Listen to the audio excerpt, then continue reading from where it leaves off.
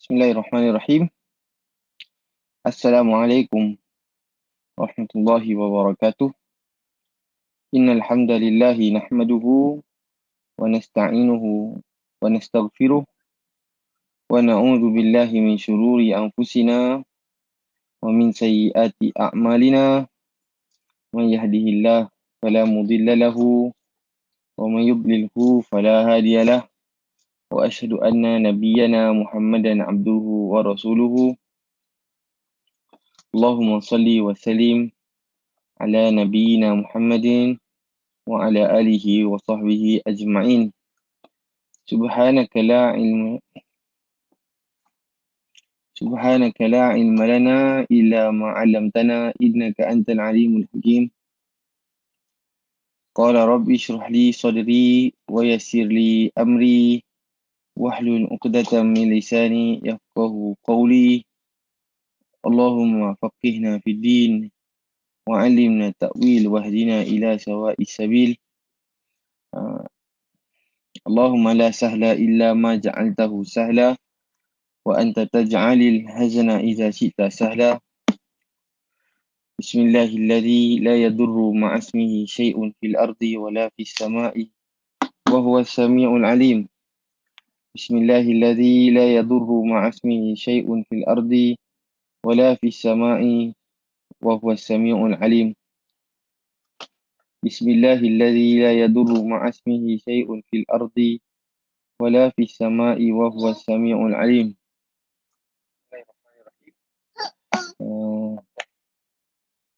You give me. Allahumma inna na'udzu bika minal barasi wal jununi wal juzami wa min sayyi'il asqam. Allahumma innaka afuwun tuhibbul afwa fa'fu anna. Allahumma innaka afuwun tuhibbul afwa fa'fu anna. Allahumma innaka afuwun tuhibbul afwa fa'fu anna. Semoga Allah Subhanahu wa taala mengampunkan dosa-dosa kita. Semoga Allah Subhanahu wa taala menyatukan hati kita. Semoga Allah Subhanahu wa taala memberikan kita istiqamah dalam terus melakukan amal salih. Amin ya rabbal alamin. Selamat pagi tuan-tuan dan puan-puan sekalian. Waalaikumsalam Cik Rahimah. Apa khabar? Selamat pagi semua. Alhamdulillah, segala puji bagi Allah Subhanahu wa taala. Ramadan dah berada di detik-detik yang terakhir. So, saya pasti sebagai seorang insan, sebagai umat Nabi Muhammad SAW yang senantiasa menantikan akan kedatangan Ramadan, kita mesti merasakan kesedihan di atas Ramadan yang akan meninggalkan kita. Saya teringat minggu lepas tentang khutbah Jumaat, tentang apa dia kata pasal yang penting dia cakap tu lah, Ramadan ni bukanlah bulan yang mesin macam kita ni masuk dalam satu mesin, lepas tu kita keluar menjadi orang baik. Tak, wrong Kita perlu untuk perlukan kepada istiqamah. Kita perlukan kepada juhud ni usaha kan, supaya nak jadi baik ni bukan senang para penonton sekalian. Okay. Jadi baik bukan senang. So kita haraplah kebaikan yang kita terus buat ni semoga ianya berkekalan. Anak saya belum mandi, bau dia boleh tahan juga. Okay, show me. Umi help you bro. Umi go and help you. Go. Umi help you. Okay. Lagi sekali saya ucapkan selamat pagi.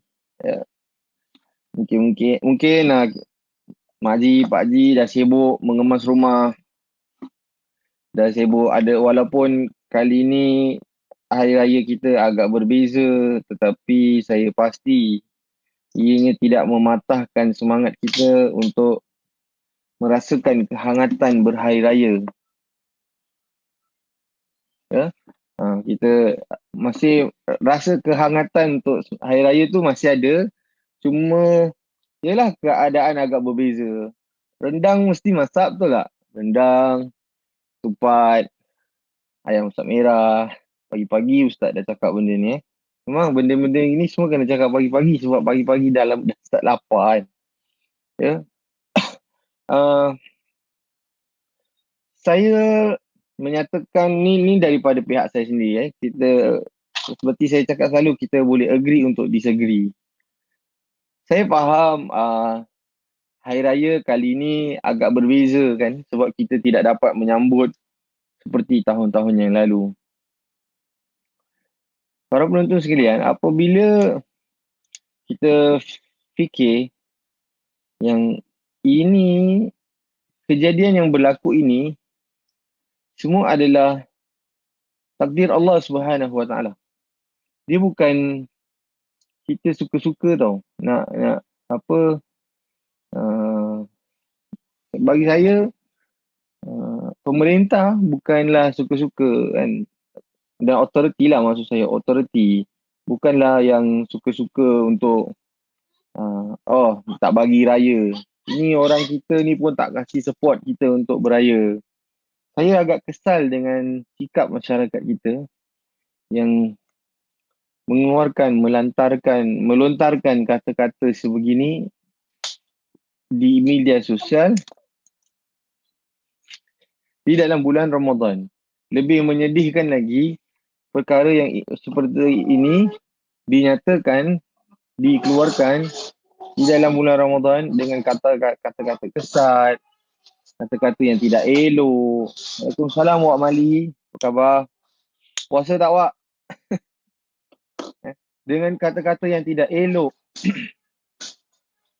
Walhal kita mengharapkan ganjaran daripada Allah Subhanahu Wa Taala. Dia contradict kan. Bagi saya dia contradict.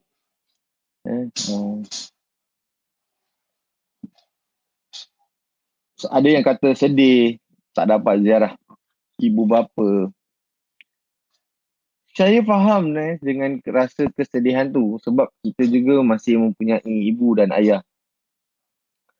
Tetapi tu saya cakap tadi, apabila sikap kita dalam menghadapi situasi ataupun dalam keadaan sebegini, reaksi kita tidak menunjukkan yang kita ni sedang berpuasa.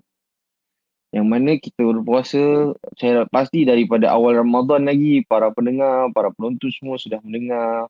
Ustaz-ustaz di seluruh Singapura, malahan seluruh dunia telah mengongsi dengan hadis, barang siapa yang berpuasa dengan penuh keimanan dan juga mengharapkan ganjaran daripada Allah Subhanahu Wa Taala, diampunkan dosa. Tapi di pertengahan Ramadan ni dan di akhir-akhir, apabila berita tidak menyebelahi kita kan, menyebelahi keinginan kita, kita pula reaksi kita tu sebaliknya. Seperti kita tidak pernah berpuasa, seperti kita bukan di dalam bulan Ramadan.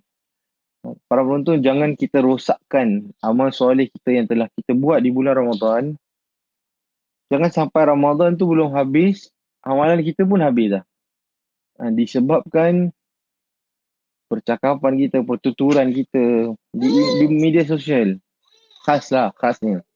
Saya tak tahulah kalau di rumah tu mungkin di antara ahli keluarga saja. Tapi kalau bila dah tulis di media sosial, dia punya consequences tu kan lebih teruk kemudaratan tu. So, okay, Fatih duduk sini. Saya duduk sini. So, para penonton sekalian, saya juga agak rasa sedih sebab kita raya kali ni agak berbeza. Raya kali ni kita berbeza. Tapi kehidupan harus diteruskan. Kehidupan harus diteruskan. Kita jangan Alah, kita nak langgar je lah. Kita pergi je lah rumah mak bapak kita. Apa orang tahu. Para penonton. Dia, mana saya nak cakap benda macam ini dia macam tak sedap tak sedap. Sebab kita macam nak pergi rumah bapak-bapak kita pun, kita rasa macam, kita ni penceroboh ke? Macam itu. Tu saya cakap tu. Macam perasaan dia tu, macam kita ni nak menceroboh rumah bapak-bapak kita. Kita tengok, kita masuk rumah mak bapak kita dalam keadaan takut. Kan? Sekejap saya tengok daripada handphone, jadi saya boleh tengok dia punya komen.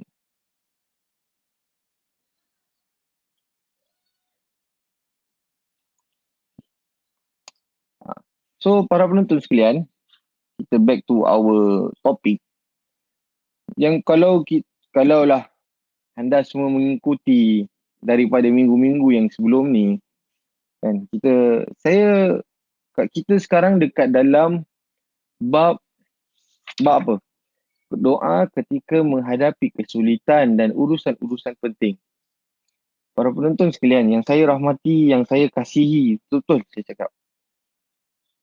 Kita berada di dalam saat-saat genting yang mana saya pasti semua mengharapkan agar kita dapat berhari raya seperti hari biasa. Ataupun mengharapkan supaya pemerintah dapat melonggarkan di circuit breaker gitu kan. Supaya kita dapat pergi menziarahi mak ayah kita. Tetapi sebaliknya, Allah Subhanahu Wa Taala, sebaliknya maknanya dia punya keputusan tu tidak menyebelahi keinginan. So Allah Subhanahu Wa Taala dan juga Nabi SAW dahulu sudah mengajar kita bagaimana untuk menghadapi keadaan dalam situasi yang agak genting supaya kita dapat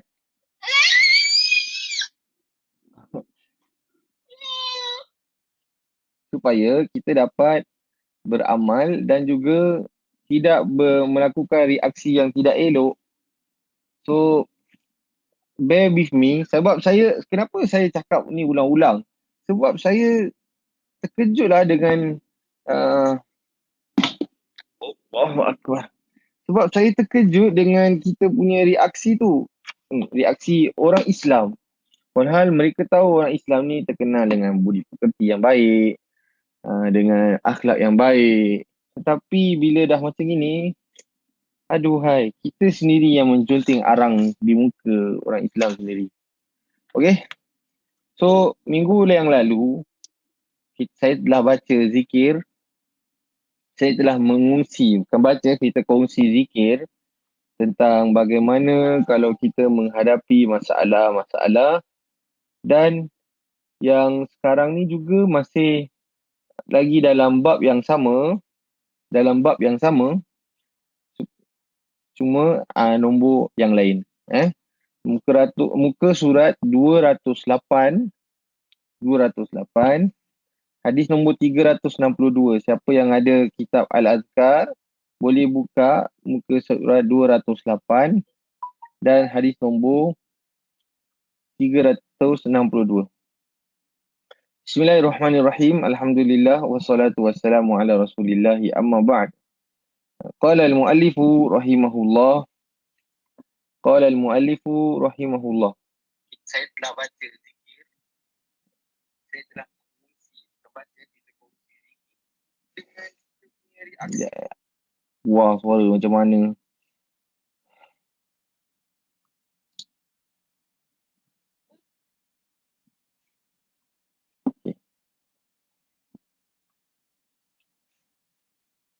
Kami meriwayatkan dalam Sunan An-Nasa'i dan kitab Ibnu Sunni dari Abdullah bin Ja'far daripada Ali radhiyallahu anhu, ia berkata Rasulullah sallallahu alaihi wasallam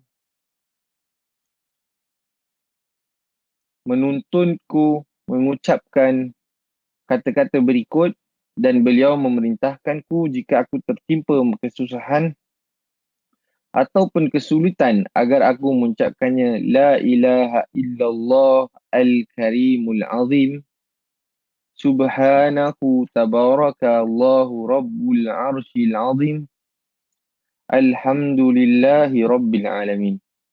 Ya.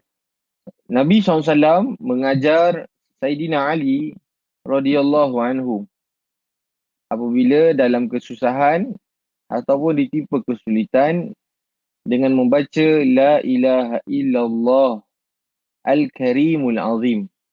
Tiada Tuhan yang berhak disembah selain Allah yang maha mulia. Subhanahu tabarakallahu rabbul arshil azim. Maha sucimu ya Allah, yang maha berkah, pemilik arash yang agung. Alhamdulillahi rabbil alamin.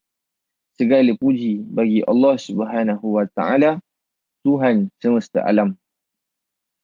Abdullah bin Ja'far membacakan doa tersebut kemudian meniupkannya kepada orang yang sakit demam serta mengajarkannya kepada anak perempuannya yang dinikahi laki-laki namun bukan daripada kaum kerabat.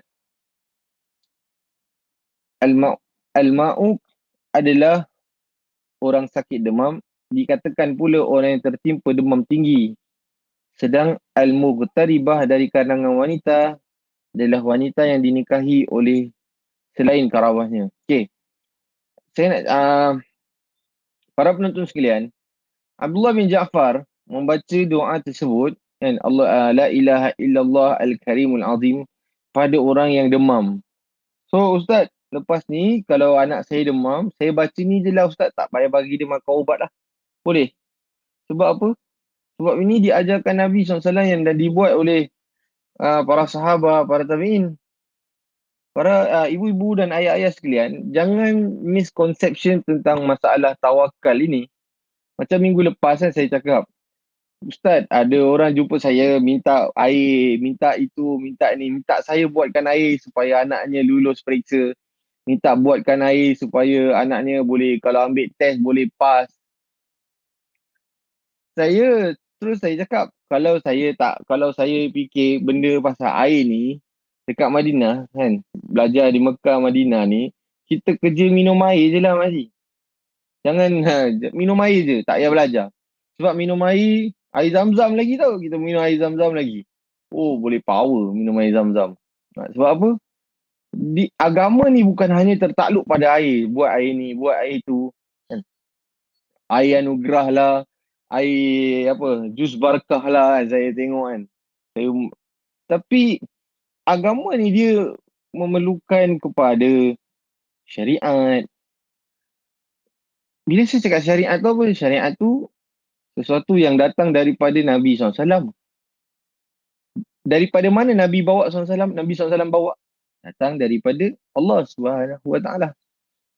Dan Allah Subhanahu Wa Taala tidak mengajar hamba-hamba dia untuk selalu berpandukan kepada makhluk. Allah Subhanahu Wa Taala mengajar hamba dia untuk meminta kepada dia. So, bila kita meminta kepada makhluk Allah Subhanahu Wa Taala, the chances are very high untuk kita dapat apa? Untuk kita dapat sebaliknya. Bukanlah apa yang kita kehendaki.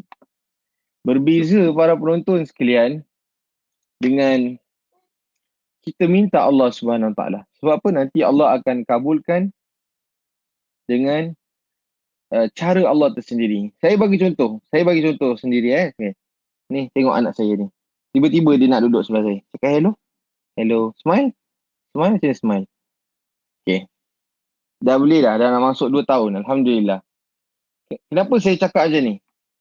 Pada 2 tahun yang lalu, so a bit redundant, minta maaf kalau para penonton dah pernah dengar. Tapi saya nak kongsi lagi.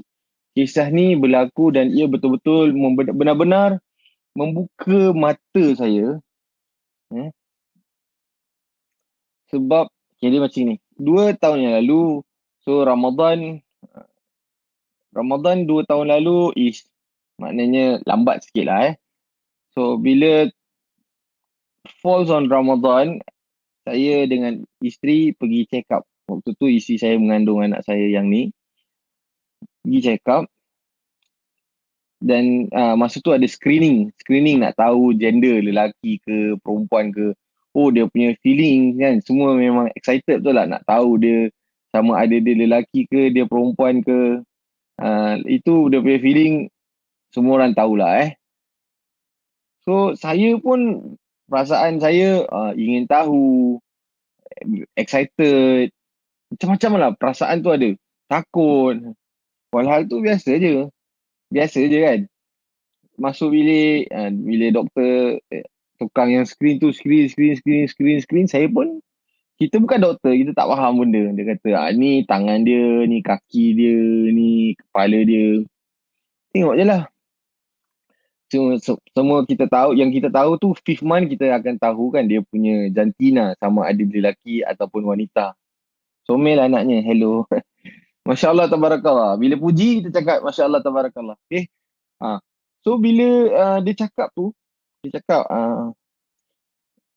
you want to know something, your son knows. Dia kata the baby's know, dia tak cakap son. Dia kata your baby knows a bit short. It's 0.04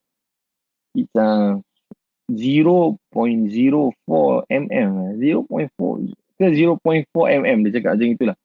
Saya pun tak ingat lah benda ni 2 tahun lepas kan. Jangan tanya perkara 2 tahun lepas. Perkara semalam pun saya dah tak ingat lah. Lelaki kan. Kita jarang ingat. Kadang-kadang isteri saya tanya, first date pakai baju apa? Memang saya tak ingat lah. First time jumpa dia, saya pakai baju apa, saya ingat. Sebab saya pakai t-shirt yang saya suka. Tapi dia pakai baju apa, memang kita tak ingat. So, bila dia kata tu 0.04 ke 0.4 lah. Dia kata, ada beza. Nampak tak? Saya macam, 0.4 ke 0.04 ke, dia tak jadi masalah apa. Kan yang penting saya tahu dia sihat ke, apa ke. Namun, lepas tu dia cakap, dia orang cakap lagi, the baby ada your wife pregnancy, dia ada single umbilical cord. Ni apa benda pula ni? Single umbilical cord pula ni. Dia macam, apa benda ni? Lepas tu diorang explain, sebenarnya cord ni dia ada dua way. Ada masuk, ada keluar. Oh, okay. So saya tanya dia lah. Kalau single umbilical cord ni, maknanya apa? Dia kata, oh nanti anak kau tak boleh, dia tak besar, dia kecil. Kan? Bila dia lahir-lahir tu kecil. Betul lah anak saya keluar 2.34 kg. Kalau saya dulu ada sapu tangan tu, tutup badan dia dengan sapu tangan dah cukup dah. Dah tutup sapu tangan. Kecil lah macam, bila keluar tu tengok macam anak ayam dokong macam ni. Macam ni kecil je. Macam ni kecil dia.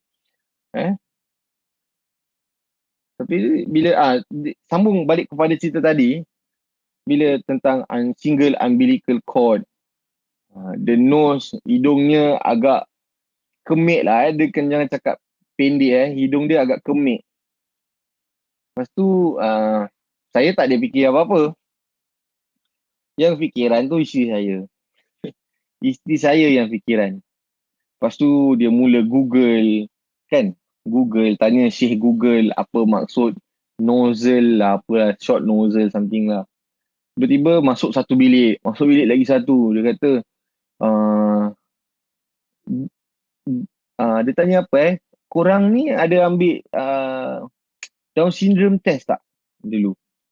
Kita cakap lah tak ada. Kita tak ada ambil. Dan kita tak rasa perlu pun nak ambil Down syndrome test tu. Okay.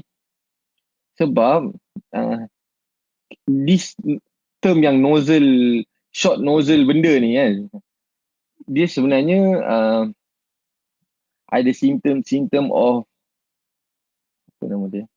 Down syndrome. Dia kata. Terus tu hati tu kan dia macam daripada relax, tiba-tiba dia manusia lah hati kan, tiba-tiba jatuh. Macam sedih lah. Down syndrome. Macam itu. Saya tak malu nak cakap saya ada arwah almarhumah makcik saya Down syndrome. So saya cakap okey lah, tak kisahlah. Kan kalau saya cakap dengan isteri saya, ini rezeki Allah SWT. Kalau Allah nak jadikan dia Down syndrome, kita pun kena terima.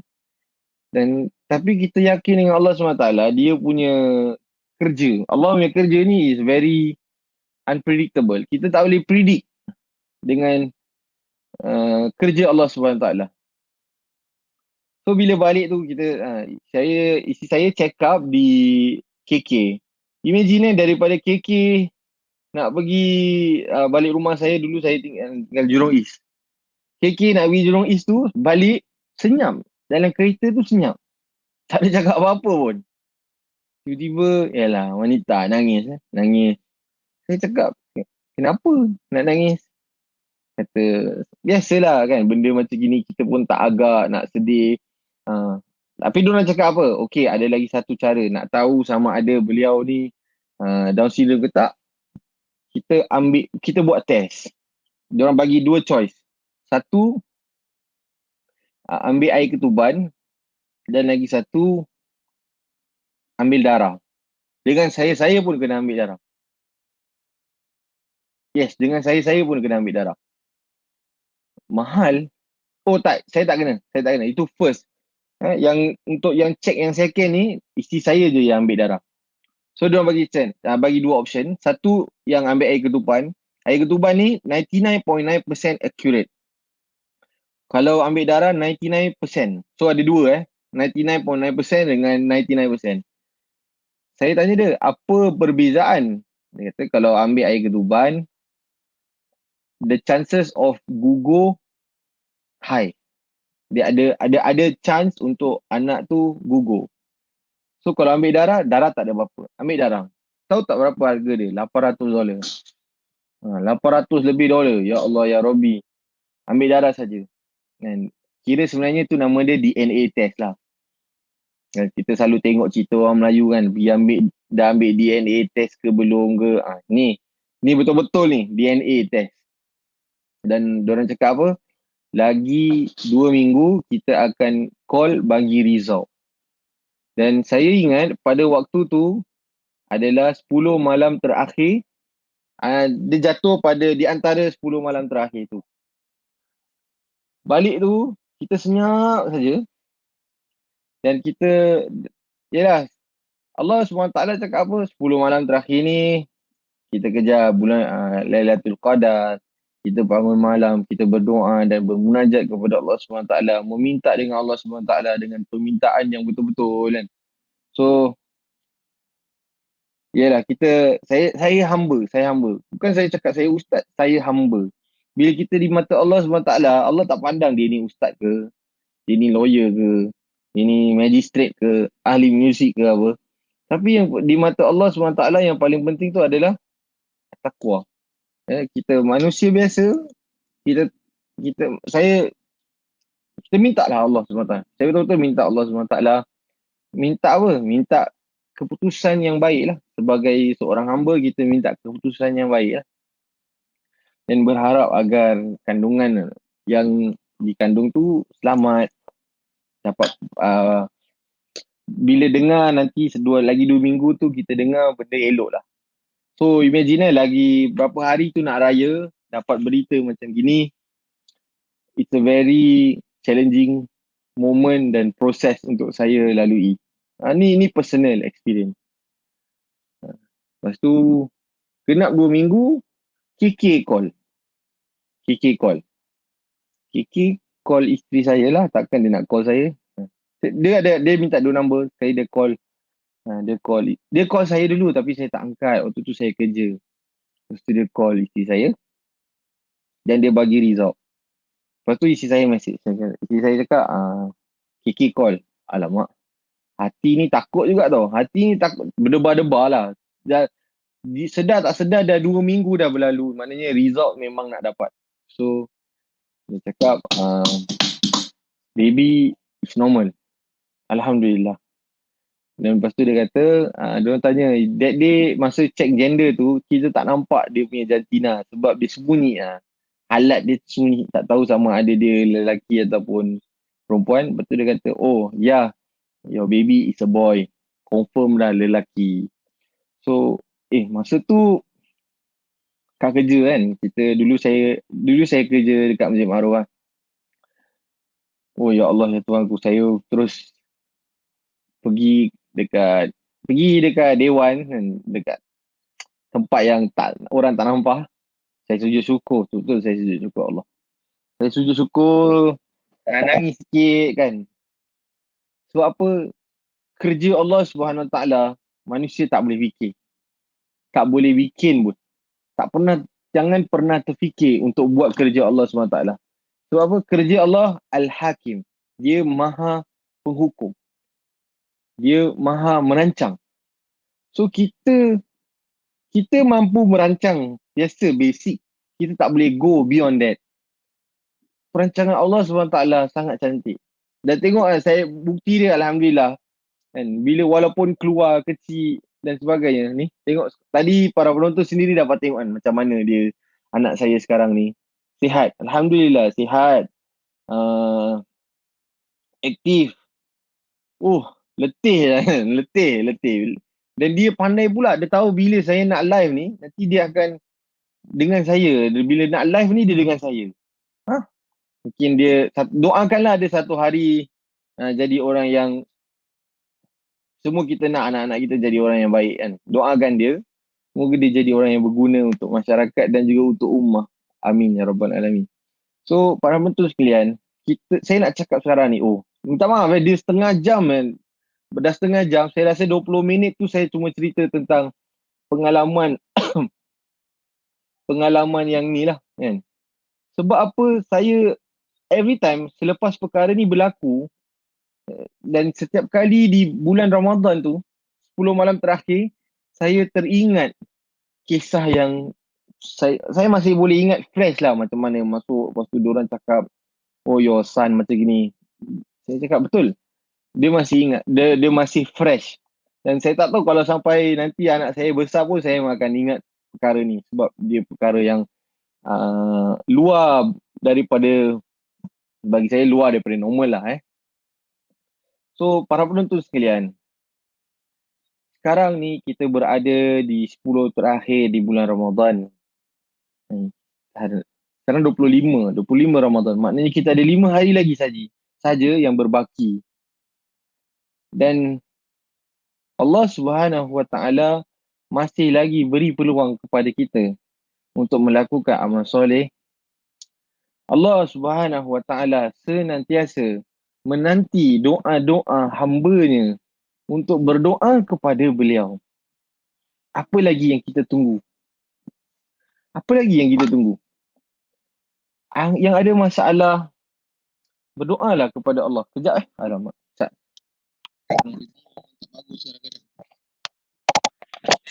Tonton sekalian.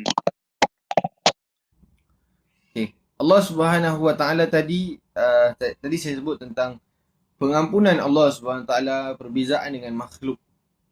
Bila makhluk, saya cakap tentang appraisal kan tadi yang saya sebut pasal appraisal. Kita akan dinilai berdasarkan kita punya performance 1 tahun.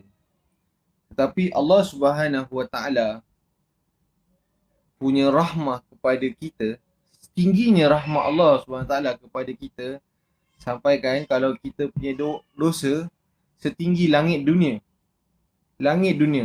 Kita ni tak dapat tengok langit. Kita ni cuma tengok awan saja. Tapi Allah cakap, kalaulah tinggi dosa kamu setinggi langit dunia sekalipun, jika kamu beristighfar kepada aku, nescaya aku akan ampunkan dan aku tidak akan pernah kisah pun dengan dosa-dosa yang pernah kamu lakukan. Itulah rahmat Allah Subhanahu Wa Taala. Saya jadikan kisah tadi tentang anak saya tu sebagai satu pedoman. Bukan saya nak buat untuk semua, tetapi saya harap kisah tadi tu menjadi perangsang ataupun dorongan ataupun menjadi iktibar kepada kita bahawa saya cakap terus terang, kita bukan orang saleh. Sebab saya masih kadang-kadang melakukan dosa. Saya bukan orang soleh, bukan seorang ulama ke apa. Eh? Mungkin yang menonton ni lebih soleh daripada saya. Lebih kuat amal ibadahnya daripada saya. Kan? So kita grab opportunity ni untuk kita minta doa kepada Allah SWT. Ramadan nak meninggalkan kita ni, saya bukan cakap pasal kita kena tinggalkan mata air tau. Saya tak cakap pasal kita kena apa saya tak cakap pasal kita kena kalau orang kena tinggal mata air, sedih kan, siapa tak sedih kena tinggal mata air ke apa ke kan. Tapi yang nak meninggalkan kita ni adalah bulan Ramadan. Kalau kita ditinggalkan pasangan, mungkin Allah nak gantikan dengan pasangan yang baru. Mata air lah, saya cakap mata air. Tetapi kalau kita ditinggalkan Ramadan, kita tak tahu sama ada kita dapat jumpa Ramadan lagi ke tidak. Itu perkara yang paling menyedihkan bagi setiap umat Nabi Muhammad SAW. Dan seperti para salafus salih, mereka sayangkan Ramadan, mereka suka dengan kedatangan Ramadan, sampaikan bila Ramadan tu habis saja, mereka dah buat preparation untuk Ramadan akan datang. Bukan preparation siapkan langsir, tak.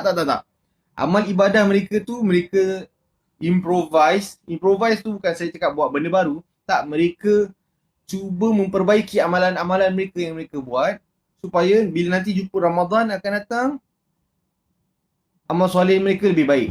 Tu sampai macam tu. Dan kita sebagai penyambung lah kan, keturunan hidup para salafus salih ni, kita patut juga melakukan benda yang sama. Antara perkara yang saya boleh kongsi pada minggu hadapan, minggu depan tak ada kelas pasal hari raya. Hari Ahad kan, hari Ahad raya, Isnin tak ada kelas lah. So apa yang saya boleh kongsikan dengan anda semua, since kita tak dapat nak beraya, nak keluar berjalan hari raya seperti tahun-tahun yang lalu, dan selagi body clock kita ni masih okey untuk masih belum lari dengan Ramadan, teruskan berpuasa selama 6 hari. Tak kira lah berapa hari pun, hari apa, tetapi kita ambil puasa, kita buat puasa 6 hari selepas hari raya. Maknanya hari raya, hari Ahad, hari Isnin nak puasa ke, dipersilakan. Sebab apa? Nabi sebut dalam hadis kan, siapa yang berpuasa di bulan Ramadan, lepas tu diikuti dengan 6 hari dalam bulan Syawal, maka pahala dia akan dapat pahala seperti dia berpuasa 1 tahun. Tak mampu kita nak buat puasa setahun. Puasa Ramadan ni pun dia susah nak buat. Ni lagi nak puasa setahun. Melainkan orang-orang soleh lah. Orang-orang soleh boleh buat lakukan benda ni. So Nabi SAW masih beri peluang. Nabi SAW menunjukkan contoh. Allah SWT masih lagi beri peluang untuk memberi ganjaran kepada umat Nabi Muhammad SAW. So grab opportunity ni untuk berpuasa di bulan Syawal, 6 hari di bulan Syawal. Semoga kita mendapat pahala seperti 1 tahun. Seperti kita berpuasa 1 tahun. Ya. Dan teruskan berdoa kepada Allah Subhanahu Wa Taala. Kalau dalam hati ni terasa nak buat, bila tengok satu berita yang tidak elok, tidak menyebelahi kita, first kali saya nak nasihatkan, bila kita tengok berita tu selalunya di televisyen. Sekarang dah jarang orang tengok berita kat televisyen. Kita sekarang tengok berita semua dekat handphone. So apa yang saya boleh kongsikan ataupun memberi satu tips, bila kita tengok berita tu tidak menyebelahi keinginan kita, lebih-lebih lagi pasal hari raya ni, handphone letak tepi, letak jauh-jauh. Supaya apa? Supaya kita tidak mengeluarkan pendapat kita yang saya takut pendapat itu bukan datang daripada kita. Pendapat itu datang daripada hasutan-hasutan syaitan. Syaitan suruh tulis. Tengok ni. Sebab dekat Facebook ni, alam maya ni, tak ada orang yang betul, tak ada orang yang salah. Semua orang betul. Bagi mereka, mereka semua betul. Termasuklah kadang-kadang kita pun tulis kan. Kita tanya, betul ni. So, apa saya boleh nasihatkan kali ni, bila mungkin kita dah boleh jaga lisan. Lisan kita tak cakap, tapi kita tak boleh nak jaga kita punya pertuturan dekat sini, handphone. So, bila sesuatu perkara tu yang tidak elok berlaku, refrain, jauhkan diri daripada handphone. Sebab takut nanti yang kita type tu bukan daripada kita, tetapi datang daripada hasutan-hasutan syaitan. So para penonton sekalian, kita ambil peluang Ramadan kali ini yang berbaki 5 hari lagi, 5 atau 6 hari lagi. Kita ambil peluang keemasan ini untuk teruskan berdoa kepada Allah SWT. Doa dekat Allah SWT. Jangan minta, ya Allah aku nak raya ya Allah. Jangan cakap macam tu. Boleh je, boleh. Saya tak kata boleh. Tetapi kita ada satu masalah lagi besar, iaitu COVID-19 ni. Kita doalah dekat Allah SWT. Ya Allah, kau angkatlah balak dan wabak yang sedang menghadapi kita ni. Ini yang boleh saya rasa doa yang we need the most at the moment lah. Doa yang kita sangat-sangat berhajat pada masa sekarang ni, supaya diangkat wabak. Kesian kawan-kawan saya yang belajar di luar negeri, ada terpaksa balik, ada yang belum boleh balik kerana proses dia nak kena hantar sikit sedemi sedikit kan. Dalam kapal terbang pun saya tengok kena social distancing kan, duduk satu orang duduk 3 seat. Wow, untung kan, untung. Tapi kalau kan dia proses yang agak susah. Saya tak tahu, mungkin kalau kena extend lagi cuti ni, kalau benda ni tak baik, kita doalah kepada Allah SWT supaya dapat jumpa penawar bagi penyakit COVID-19. Dan semoga Allah SWT, apa saya nak cakap tu, dia macam normalkan balik kehidupan kita.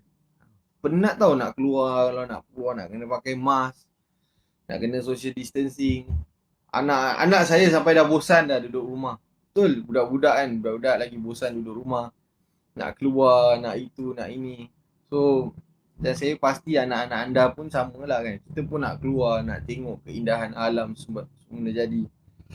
So, para penonton, dalam tahajud kita, dalam solat wajib kita, dalam solat sunat kita, dalam bacaan-bacaan Al-Quran kita selitkan doa, kita titipkan doa kepada Allah SWT supaya perkara yang sedang, wabak dan musibah yang sedang kita hadapi ini berhenti dengan secepat mungkin. Amin ya Rabbal Alamin. Okay, saya minta maaf di atas perkara yang tadi kegenjotan live tadi tu ada stuck, ada hang. Namun minta maaf hari ni saya tak kongsi banyak tentang hadis dalam kitab Azkar sebab tadi kisah anak saya tu kan. Dan semoga kisah yang tadi saya kongsi anak saya, kisah yang berlaku 2 tahun yang lalu, di mana anak bila dalam kandungan tu doktor kata single umbilical cord.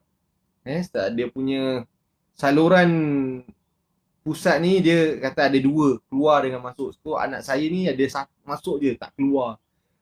Ini menyebabkan anak tu nanti kecil. Tapi saya tengok alhamdulillah tinggi dah besar.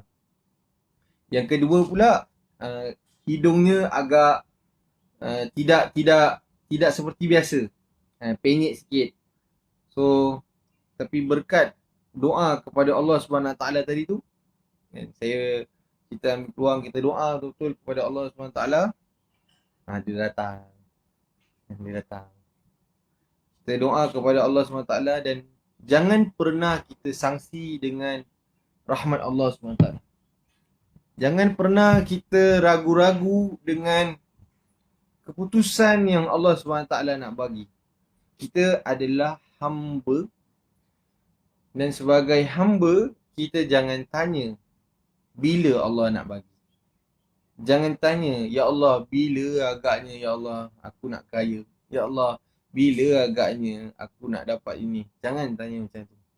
Kita minta dekat Allah segala yang baik. InsyaAllah Allah akan beri segala keputusan yang baik. Para penonton sekalian, nasihat saya untuk diri saya dan juga untuk semua. Teruskan berdoa kepada Allah. Teruskan mengharapkan rahmah daripada Allah. Teruskan melakukan amal soleh, semoga istiqamah. Dan kalau kita tak jumpa lagi, kita sama-sama kita jumpa dalam syurga. Amin ya rabbal alamin. Okay, sampai sini saja kuliah kita pada hari ini. Kita jumpa, saya tak ingat bila lagi 2 minggu ke lagi 3 minggu. Kuliah akan direhatkan buat 2 atau 3 minggu. Nanti kita akan jumpa lagi. Sampailah nanti bila masjid dah boleh buka balik, barulah kuliah akan resume seperti biasa di Masjid Ma'ruf. Doakan Masjid Ma'ruf terus makmur dan dapat memakrufkan, terus memberikan ma'ruf kepada khasnya penduduk Jurong West, ya. Dan jangan segan silu untuk melakukan infak terhadap masjid. Saya pasti kalau pergi je dekat Facebook Masjid Ma'ruf, dekat situ mereka akan tunjuk bagaimana untuk melakukan infak kepada Masjid Ma'ruf. Khasnya lah, sebab sekarang ni saya berada dalam platform Masjid Ma'ruf. So kita support seluruh masjid di Singapura. Dan saya ambil peluang yang bagi yang menonton ni, boleh buatlah, silalah buat PayNow ke, Paylah ke, transfer ke kepada akaun Masjid Ma'ruf, supaya masjid masih boleh terus berdiri dan masih boleh terus memberi manfaat kepada umat-umat penduduk-penduduk Jurong West, khasnya penduduk Jurong West, ya. So, kita tutup majlis dengan tasbih kafarah dan surah Al-Asri. Subhanakallahumma wa bihamdika asyhadu an la ilaha illa anta astaghfiruka wa atubu ilaik. Bismillahirrahmanirrahim. Wal asri innal insana lafi khusr illa alladhina amanu wa amilus solihat wa tawassaw bil haqq wa tawassaw bis sabr. Selamat berpuasa, selamat melakukan amal soleh, dan kita akan jumpa lagi selepas hari raya. Jadi saya ucapkan minal a'idin wal faizin wal makbulin, taqabbalallahu minna wa minkum wa salihul amal. Ya, semoga kita pulang kepada Allah SWT selepas bulan Ramadan nanti. Kita pulang, kita masuk bulan yang baru dengan dosa-dosa yang diampunkan. Wal faizin, menjadi orang-orang yang berjaya, dapat menempuh bulan Ramadan dengan penuh keimanan. Kita dapat menahan nafsu kita daripada segala apa saja dua nafsu. Wal makbulin, dengan doa-doa dan amalan-amalan soleh kita diterima oleh Allah SWT. Ya. Selamat Hari Raya minal aidin wal faizin. Wassalamualaikum warahmatullahi wabarakatuh.